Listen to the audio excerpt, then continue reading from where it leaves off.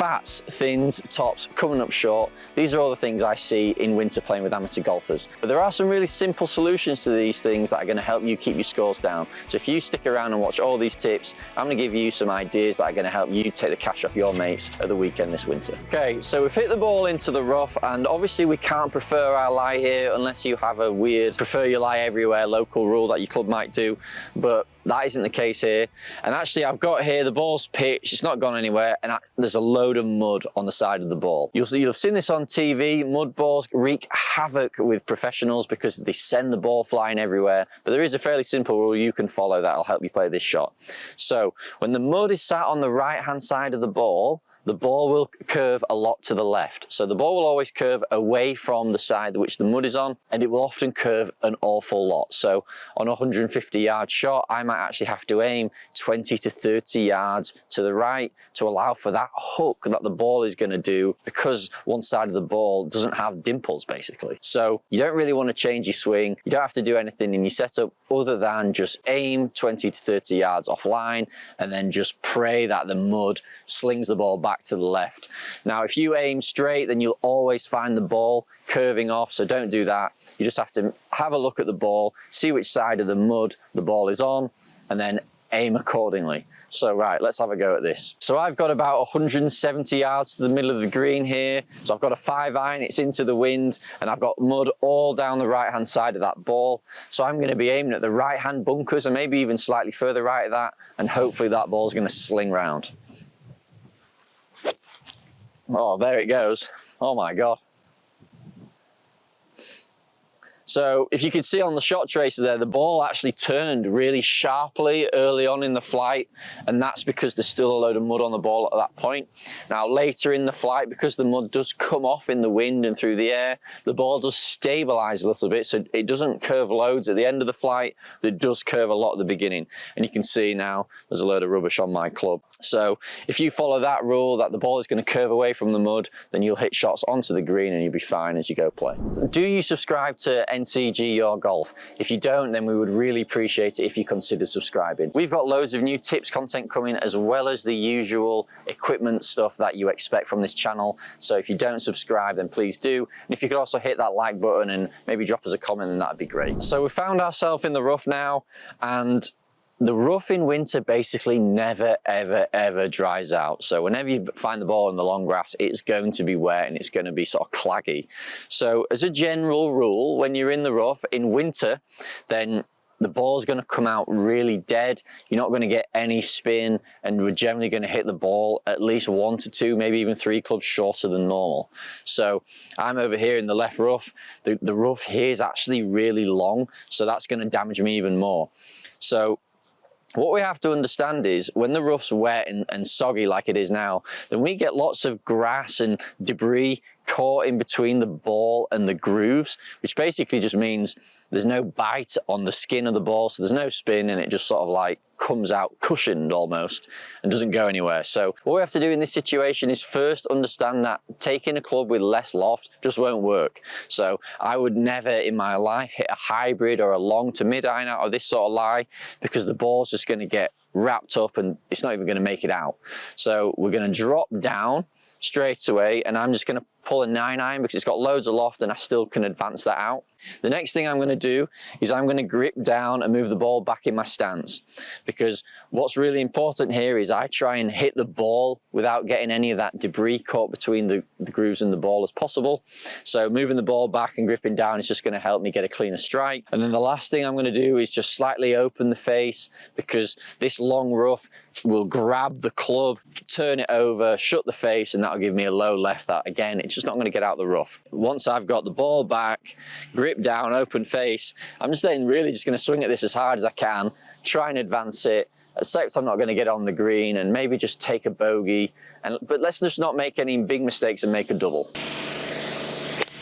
So something that happens a lot in winter, especially after rain, is the sand in the bunkers gets very wet and very compact. Now, what you can't do in this situation is play it like a normal bunker shot, as if the sand was dry and fluffy like we get in summer, because what happens is when you use the bounce on a compacted sand, the club will just like jump and skid too much off the top layer of sand, and you'll end up knifing the ball or just hitting the ball miles too far.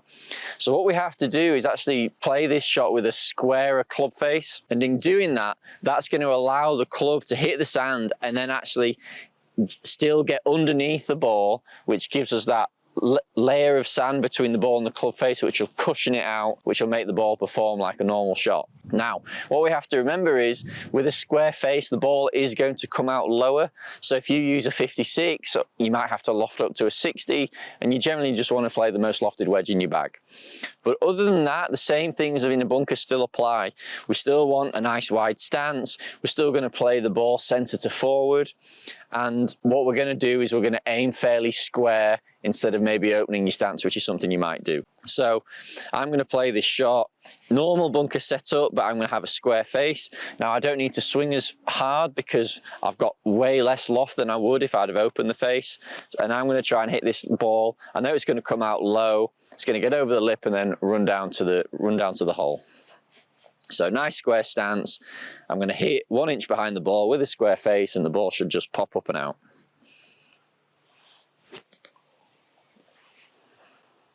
So that ball came out really low. Wet sand might make the ball spin a little bit more. That one didn't really check up because I was hitting up from the low bunker to a slightly raised green. So that ball's come out really well. It's come out low with a little bit of run, and that's given me a good chance of saving par, even though the conditions in the bunker aren't right. So one of the biggest complaints that golfers have in winter, aside from the fairways being muddy, is that the greens are bobbly. Now, there's nothing we can do. The greenkeepers do a great job of maintaining the course in winter when we know the weather's battling them, but obviously they can't cut the greens very often, so the grass just grows and it gets a little bit bobbly. So knowing that the grass is a little bit longer and the putts are a little bit slower, what we have to do on these shots is actually just hit the putts much firmer and much straighter than you normally would. The longer the grass, the less the ball will break, and the longer the grass, obviously, the slower the ball will roll. So I generally like to think that putts within sort of 5 to 10 feet, that I'm just going to play within 2 inches of the edge of the hole pretty much all the time, and just always try and hit it firm so you're going to like bang it off the back of the hole. Even on really slopey greens where normally in summer you'd be worried about having to play loads of break or hitting the ball miles past, you've just sort of like got to get over that. And if you're not playing gimmies with your friends, which is what I suggest you do, then you just have to always aim inside the hole and just hit putts really confidently.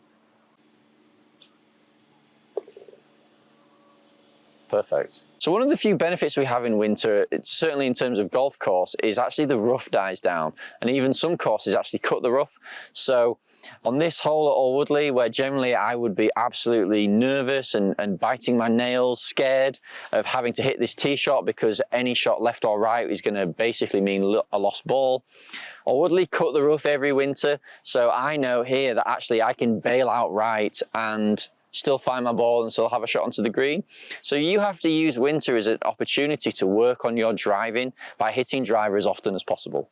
So we know that we're going to find the ball a lot more in winter as long as there aren't loads of leaves about, and that is a great exercise in, can I hit driver on every single hole? Can I work on my driving accuracy? Can I work on my driver carry distance all through winter? So that all these things will make you a better player come springtime. So you have to not play that same cautious course management game that you normally would in spring, summer when you're playing in medals. And in winter, you've got to think about, right, okay, I'm going to hit driver everywhere. Just reassess which holes I like hitting driver on and which I don't. And just work on that driver accuracy, work on that club face control, so you can go out and play and actually feel like you're working towards better golf in the new year. Right, let's see if I can find a fairway.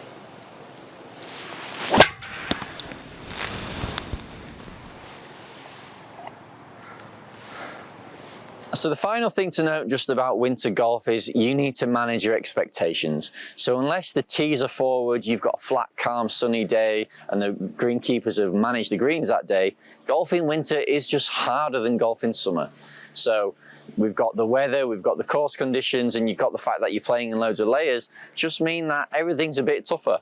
So what you have to try and do is not really worry about your end score, but go out and play and just focus on trying to enjoy the game, because I'm not sure a lot of people actually do that.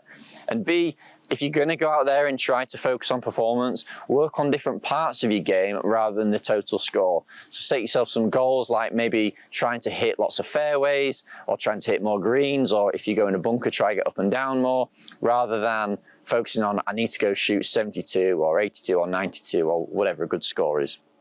So golf in winter is great. You should keep playing, because it means that you're going to come out in spring in a much better place than you would if you stopped. But try not to worry too much about your score. Remember that we're just here for the social. Your life doesn't depend on it, and it should be fun.